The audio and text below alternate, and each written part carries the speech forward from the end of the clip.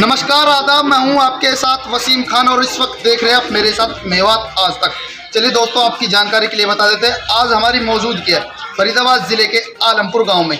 आप सभी लोगों को पता है चुनाव का टाइम चल रहा है और यहां से एक शख्स जो सरपंच पद के उम्मीदवार है, आपकी जानकारी के लिए बता दें, ये खुद सरपंची के लिए नहीं खड़े हुए, इन्हें गाँव की जनता ने खड़ा किया है। आइए उनसे बातचीत करते हैं, क्या उनके मुद्दे हैं, कैसे जनता के बीच में जा रहे हैं और कितना रिस्पॉन्स मिल रहा है, हमें करते हैं। जी, आपका मेवात आज तक में तहरीर से स्वागत करते हैं। मैं आपके चैनल के माध्यम से मैं अपने खास तौर से गाँव वासियों को जो संदेश देने का मौका मिला, मैं आपका शुक्रिया अदा करता हूँ। जी, ये बताइए आपका नाम क्या है? मेरा नाम मोहम्मद तैयब है, पेशे से मास्टर हूँ। जी, तो मास्टर जी, आप आलमपुर गांव से चुनाव लड़ रहे हैं और आपकी क्या नीति रहेंगी चुनाव जीतने के लिए? मैंने आज तक, मेरी एज नियर अबाउट 52 है, आज तक अपने पूरे गांव के अंदर जो भी जिम्मेदारी हैसियत से हमारी तरफ कदम बढ़ाकर आया, उनके लिए मौका देता गया और इस उम्मीद से देता गया कि हो सकता है कि इनमें से कोई एक इस गांव का जो सही विकास है उसको कर पाए। लेकिन आज मजबूरन जब मैंने अपने गांव के अंदर पाया कि सबके कार्यकाल का पूरा होने के बाद भी मेरे गांव के मेन रास्ते का पानी, जो आज तक मेन रोड से मेरे गांव के लिए जो मेन रास्ता आता है, उस पर आज तक कीचड़ और पानी भरा हुआ है, वो किसी भी कैंडिडेट से नहर में ना डाला जा चुका। क्या आपको लगता है जो वर्तमान में सरपंच है उससे आप खुश नहीं है? क्या जो गांव में विकास होना चाहिए था उसके कार्यकाल में, क्या वो विकास नहीं हुआ है आपके अनुसार? जहाँ तक मैं समझता हूँ, मैं किसी पर ब्लेम नहीं करना चाहता, लेकिन मेरा जो अपना नज़रिया है कि जिस आदमी में जितनी समझ होती है वो उतना काम कर पाता है। हो सकता है अब अगर ऊपर वाले ने मुझे मौका दिया, मेरा जो मेन मुद्दे हैं गांव में, जो मेरा सबसे मेन जो मैंने आपको बताया, गांव का पानी, जहां से मेरे गांव की जो लोकेशन है, मेरे गांव का जो मान सम्मान और गांव के लोगों की नज़रों में गिरा हुआ है, मैं सबसे पहले उस पानी को नहर में डलवाऊंगा। गांव का पूरा पानी जब नहर में जाएगा तो सबसे पहले मेरे गांव की तरफ सफाई होगी। दूसरा मेरा उद्देश्य है, मेरे स्कूल, मेरे गांव का जो स्कूल है वो आज तक 5th क्लास स्टैंडर्ड है, वो 5वीं से 6ठी नहीं हो पाया। मेरी मजबूरी है कि मैं इलेक्शन के लिए तैयार हुआ ताकि मैं अपने गांव के अंदर मिनिमम 10वीं तक स्कूल अपग्रेड करा सकूं।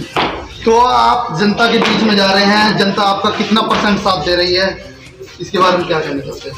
मैं जनता के बीच जाहिर एतबार से तो अब गया हूँ, बाकी मैं पेशे से मास्टर हूँ, मैं एजुकेशन से जुड़ा हुआ हूँ। मेरा जनता की सेवा में लगभग 20 साल नियर अबाउट गुजर चुके हैं।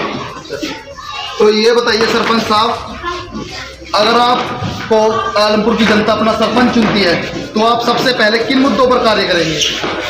अगर ऊपर वाले ने और गांव के सभी वोटरों के सहयोग से अगर मुझे मौका मिला तो मैं वादा करता हूं कि इंशाअल्लाह सबसे पहले मेरे गांव के अंदर जो गंदगी है उसको दूर करूंगा। दूसरा काम, मैं अपने स्कूल को अपग्रेड कराऊंगा। तीसरा काम, कब्रिस्तान की सफाई कराऊंगा। चौथा काम, जो हॉस्पिटल का पत्थर करीबन 20 या 25 साल पहले लगा था, मैं उस पत्थर को ना रख के उस पत्थर को एक बिल्डिंग का रूप दूंगा ताकि एक हॉस्पिटल जो गरीब अमीर की स्वास्थ्य के एतबार से सेवा कर सके।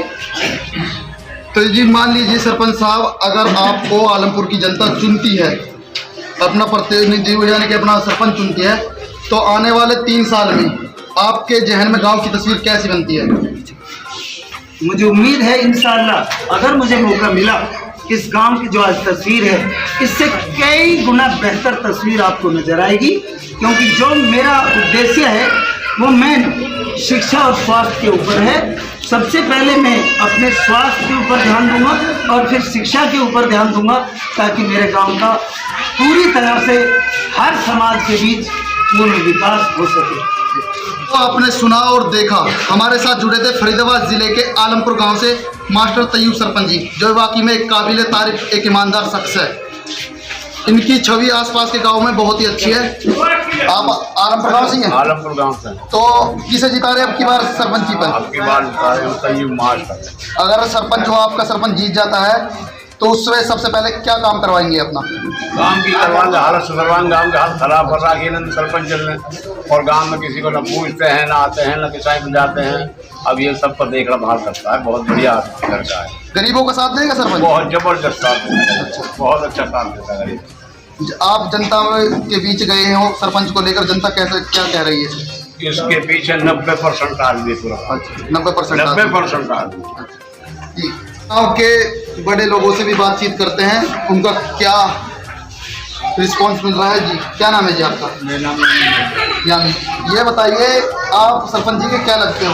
मैं दादा लगता हूँ। सरपंच जी के दादा। तो आप गांव की जनता के बीच में गए हैं, गांव की जनता क्या आश्वासन दे रही है आपको? गांव की जनता बहुत आश्वासन दे रही है, और सब जनता गांव के तैयूब मास्टर के साथ है। अच्छा, चलिए हम तैयूब मास्टर जी से भी बात की थी, सरपंच से। हम आपसे बात करना चाहते हैं, आप बड़े बूढ़े हैं, ये बताइए सरपंच जो होते हैं पहले वो वादे करते हैं सबसे। जी, इंशाल्लाह हम अपने पूरे वादे में पूरे वादे करेंगे। ये ऐसा तो ना होगा कि नहीं कोई सरपंच बनने के बाद 1 साल बाद कोठी बन गई, कोठी नहीं बनानी थी, हमें तो गांव का विकास बनाना है। पंखों की संख्या बढ़ गई, पलंग बढ़ गए, नहीं कुछ नहीं। गरीब आदमी डरेगा तो नहीं चौकट पाने से? आदमी की सेवा करेंगे, अमीर धमका देंगे। एक और चीज हमें देखने को मिली है कि आपका गांव का कोटा कोई बाहर गांव का कोटा आदमी लोग बांटते हैं, इसमें क्या वो कोटा भी हमारे पास बटेगा जी। अच्छा, हाँ, जनता को दे दे आप? जनता को देंगे, कोई ऐसा नहीं रहेगा जो बिना कोटा करे जाएगा। अच्छा, सबको कोटा जिनके कार्ड कटे हुए, गरीब आदमियों के कार्ड कटे हुए और अमीर आदमी गाँव से ले रहे, उसके बारे में क्या कहना चाहते हैं? जी, बंदा राशन कार्ड करना बंद करवा के नहीं, गरीब की मदद करेंगे, गरीब को राशन देंगे। धन्यवाद।